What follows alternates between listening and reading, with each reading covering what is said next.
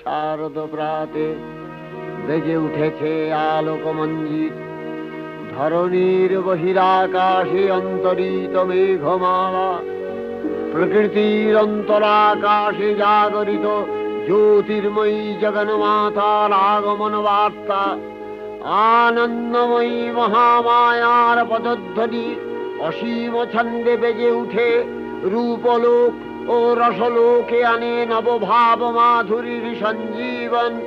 তাই আনন্দিতা শ্যামলী মাতৃকার চিন্ময়ীকে মৃন্ময়ীতে আবাহন।